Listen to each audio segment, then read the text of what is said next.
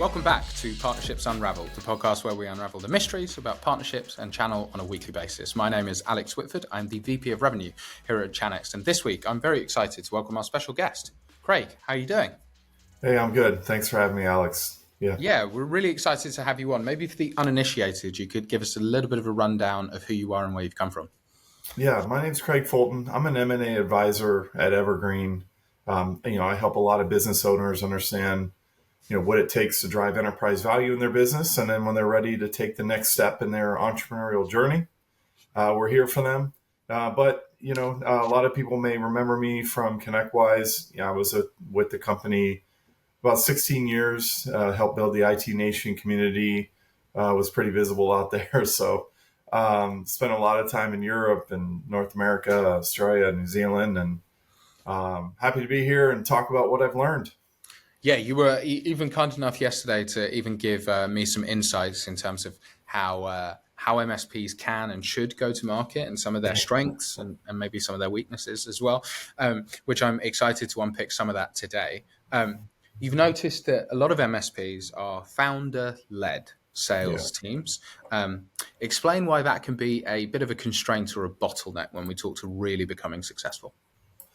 Yeah, and it's very common. Like, first thing I want to just clarify is there's nothing wrong with it. A lot of people have found success in doing it, but once you get to a certain size, it's like if you're the founder, you're the CEO running the business, and you're also going and looking for new business, how much can you really be doing, right? You can only spread yourself out so far.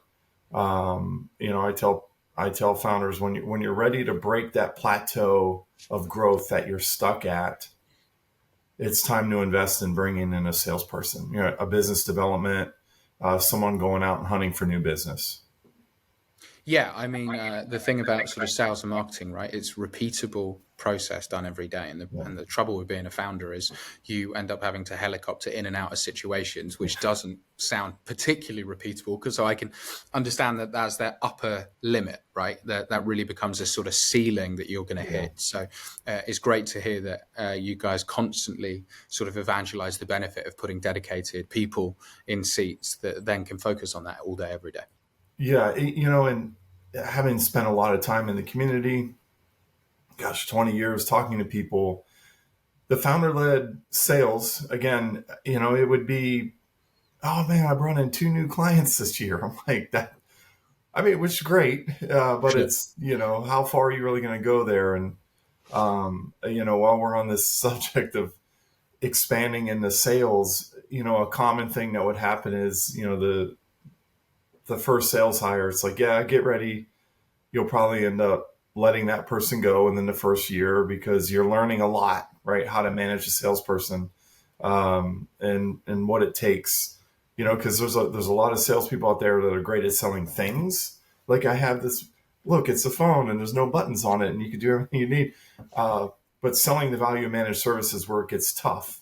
And that's where, founders, when they're going through their first hire, they learn that they have to actually manage sales because they hadn't been doing it before. Those are some of the learning curves that they're going to go through. Yeah, I think maybe you touched there that like a lot of MSPs will be particularly pleased that, hey, we brought on two customers in the last sort of 12 months. Maybe to give an indication, we have lots of MSPs who listen to this. What if you put a dedicated salesperson in place and you've got, 20 FTE, typical MSP size? What would you say is a sort of normal sort of rate of customer acquisition once you have that dedicated person? Yeah, and it's hard to say a specific number of customers. A lot of people focus on they should be bringing in X amount of MRR, with a balance of new customer in there. And everybody's KPI and goal is different, but I would think they would be bringing on 4 to 6 new clients a year, bringing in, 3 times their salary, at least in ARR, or MRR.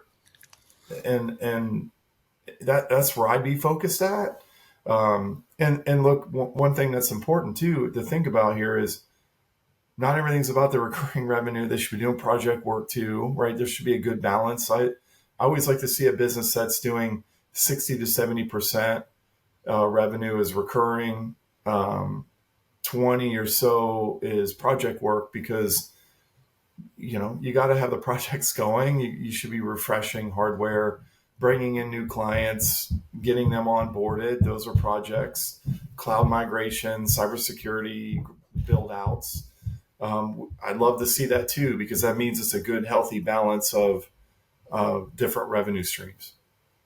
Yeah, it sounds like what, double to triple the net new logo acquisition for a 12 months, right? That's certainly a reason that the MSP should be investing in those dedicated leaders. That's You right. mentioned the values previously of MSPs almost collaborating sometimes with their competitors and sharing best practices. Can you share some examples where this kind of collaboration led to huge upside for the MSPs involved? Yeah, yeah. I was just with a group earlier this week, and they were sharing how they have like pragmatically built out the referral program. Most IT businesses grow through referral, and that's great. And and it gets knocked a lot. Like, oh, you're only doing referrals. Like, what's wrong with that? It's working. But what I really loved seeing, is the first time I really saw this, was a system for it, right? Not just waiting for a referral to come along. Now that's where I would probably criticize, if you're just running your business and, oh, referral just fell right in my lap. Make a system out of it, right? This MSP had said, okay, when we do bring on a new client, 30 days in, we sit down with them and we ask them for a referral. Hey, can you tell us someone that you know that we could go talk to? Um, can you make an introduction, or just give us a name? And then after 6 months, hey, how are things going? Is there anyone you could refer us to? Um, and then incentivizing referrals. And then after 2 years, hey, we're going to re-onboard you. A good experience for a customer. A whole separate topic, the re-onboarding, which I love, because things change in a customer business. But engaging in the referral again, right? So having a system there, I really love that. It's like seeing someone share that, and then others in the room going, "Wait, I haven't thought of doing that. Let's note it down." And it seems simple enough, but that's one example. Another example, like AI, right? We had, to drive retention. A specific strategy, driving retention, leveraging AI. The one MSP knew, all right, this customer is coming up for renewal in a couple months. We're already hearing word that they may be out on the market looking for a new provider. So they proactively started visiting them. Hey, how are things going? We know it's coming up for renewal. What are you dealing with in your business that's tough? The customer explained a situation that's really inefficient in their business. And they sat down and figured out a way to automate a lot of those steps for them, leveraging Copilot, some workflow streams inside of Azure. They deployed that. This is they were by the way, they were all doing this like free of charge at the time. Deployed it. Customers was said, they had a statistic. It was like that saved them like 50 hours a month. Customer renewed, and then once they renewed, they ended up adding that service in as something they were going to manage for them. So, it's coming together and sharing ideas to help grow the business. This is why this community in the MSP world has been so great. And I think it's something we really need to get back to. It's like, it doesn't happen enough. Yeah, well, building business is really, really hard, right? And I think one thing is building an enterprise business where you're consistently bringing in all this new talent, and the new talent can add to the ideas. But the trouble with building a business that's 20 FTE is you get almost no turnover of people, which means Yeah. it's really hard to get fresh ideas, right? So that collaboration, MSP to MSP, to share best practices, Yeah. we call this podcast Partnerships Unraveled, and I really do believe Channel is about building those partnerships, because that's what really drives the economy forward, is that consistent ability for peers to share context. Yeah. Yeah.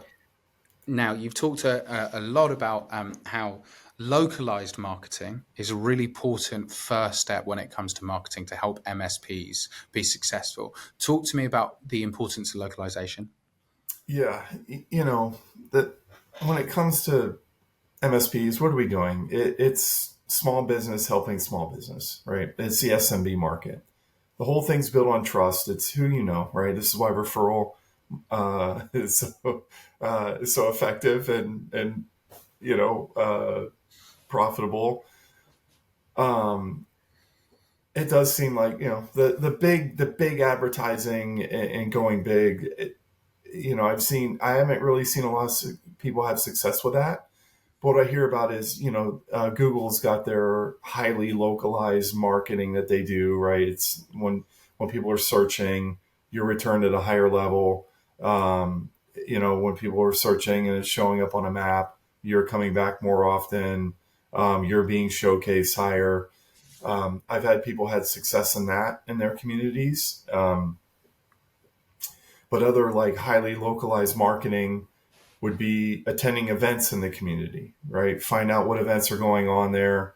I've had SPs, and so in the United States, we have these farmers markets on the weekend, right? And it's like, all right, go down there, get a booth set up, and just do some brand building, right? Hand out some branded merch, talk about some things. I know you're not selling flowers or food or donuts and coffee, but you're making the community aware that you're there. Another one that I've seen, Pax8's doing, they're providing a lot of marketing development funds, sponsoring local sports teams, right? We know there's the big national sports teams, but who's really attending those? A lot of consumers, right? But when you get into those smaller local sports teams, like in the United States, we have like our amateur leagues and, um, you know, communities tend to go to those. Business owners in communities go to those. Sponsor those events, right? Get your name on a billboard there. Get your business talked about during the timeouts in the sports events, or the downtime when they're talking over the speaker. I've seen stuff like that be very effective. Yeah, I really, we talk a lot on this podcast around meet the customer where they're at, and Yeah, sometimes that's a lot of what marketing is, right? Which is how do I just yeah, get my message in front of the right customer, whether that's SEO, whether that's through a referral, or I love your sports event example, right? Because I think yeah, that's exactly where you will find those people who go, well, yeah, I do own a 30-person business, and I go and watch, this yeah, team on a regular basis. One of the things that's really complicated, I think, for MSPs when we talk about marketing, though, is they go, okay, how much is this going to cost me? And when am I going to see a return, right? And getting out of that, but I put 5 in now, so I get 10 tomorrow, right? That's that sort of mentality. How do you yeah. guide businesses to adopt that more sort of long-term vision in terms of what marketing is going to drive? Yeah, you're right. Technical people have that instant gratification need. I bought this thing, I set it up, now it's working. Look at this. I played with this, now it's going. Yeah, marketing is the gift that keeps on giving. I always say marketing campaigns really never end because you're planting a seed there, and how long is it going to take for that seed to grow? It's going to take a while. To me, an effective marketing campaign, like a really good one, is going to take 3 months. Could take a year, could take two, right? A lot of it is about just the grind and like brand building, brand awareness. I've done that at Evergreen where I'm at. When I joined, it was, hey, I've talked to a lot of my friends. A lot of people know who we are. So I started going to the events, right? You just got to get out there on your feet, get in front of people, talk about your business with passion. And again, if someone's running a campaign, don't switch it a lot. That's something else I'd like to bring up. You know, don't think, oh, I ran this campaign on Microsoft Copilot to get people at upgrade. Um, and a month in, you're like, oh, it didn't work. I'm gonna try it again, but with a different message. Like, no, no, no, no. You got it consistent, repeatable, simple. Don't change it a lot because you're really going to confuse people because it takes a while for it to get out there, right? Again, it's like planting a seed. You plant corn in the spring, 6 months. You can't harvest it. It's the same in marketing. And a lot of people think, no, but the world's connected. People are getting this. Nah, they're not. It takes a while to set in. People are bombarded with a lot of stuff. So, yeah, I'd say marketing, it never ends. It never ends. Yeah, I'm sort of giggling because I had one of my marketers internally, and before Christmas had a conversation to be like, Alex, this isn't working. Like, we're not, we have to pivot. We have to pivot our strategy. I'm telling you, it's not working. I was like, I don't think there's been enough volume. I think you'll be surprised how much volume is required to make an impact. Yeah. And then we come back into the new year and first week, 3 conversions immediately. And we're like, oh, turns out it was working. Yeah. It's just, it takes, I'm just constantly amazed, no matter what it is in sales or marketing, how much volume is required to make something work. And marketing's absolutely that. In fact, in some ways it's the most volume, right? Because it's the most light touch. So you've got to keep communicating, same message, tying your brand to the outcome, and that done from a long perspective. That's why it's compound interest, right? That's why it's a miracle. Right. Yeah, and it's just, I saw there was a speaker at a recent conference, and he called it the attention economy. Getting someone's attention so hard. It's so valuable. That's why you just got to keep over and over. And it can't be a one and done. It's, again, in their face, in their face, in their face, in their face. They got a lot coming at them, right? Especially on the phones now. I can't get on social media anymore and just see what my friends are doing. It's just ad after ad after ad after ad. And I'm sure there's ads that have been in my face for a year. And then all of a sudden, suddenly one time I'm like, oh, look at this thing. Yeah, the example I always use, because everyone's been there, it's you never see the car until you're about to buy the car, and then you see them everywhere. It's like, oh, and another one, and they've always been there. They didn't just manufacture another 3,000 and put them in your town, right? But until you're switched onto it, you just don't see it. You touched on PAX8 MDF for sporting events. MDF is an amazing tool when deployed properly. I think a lot of partners misunderstand just how big an impact MDF can have and why it's such an important thing to sort of understand and utilize effectively. If, in your opinion, what steps are most optimal for an MSP to take to better leverage MDF? Yeah. And, every vendor has an MDF program, some kind of program, right? They have a solution. They want you to get it out there just as bad as you want to get it out there. So they're willing to help fund that. You might be able to go to a vendor and get MDF right out of the gate because, look, you're kind of proving to them, all right, I'm ready to do something. I know people that use this regularly, right? And they just so happen to have healthy, growing businesses. So I'm sure there's a correlation there. But just start out, say, hey, look, we want to run a marketing campaign, an email campaign, contact your Microsoft rep for Copilot. What kind of funds can I get? Go do it. And what I'd say is make sure you're reporting and recording everything that's going on, right? Every PSA on the market can help track this. Every marketing platform that's out there can track it. If you're doing in-person stuff, keep track of the attendees that are coming and how many conversations you're having. Like, what's key to MDF and keeping it going is tracking what you're doing and then showing it to the vendors so that you can get more, right? We did this stuff with your money. We talked to this many people. We had this many follow-up calls. We converted this much. We're billing this much. And at the pace we're going, we're going to continue to buy this much from you and beyond. That's what's going to keep them giving you more money, right? They're going to want to see that something's happening. So many times MSPs get the money, do an event. Well, that didn't work. And the vendor's like, what happened with it? Oh, we did this stuff and we didn't get anything out of it. Let me get some more so I can try again. They're not going to do it. They're going to want to know what you did. So, and don't think like, oh, all this reporting, it's going to slow it down. It's going to make it hard for me to execute. You got to do it. You got to do it. Figure out how to work it in there.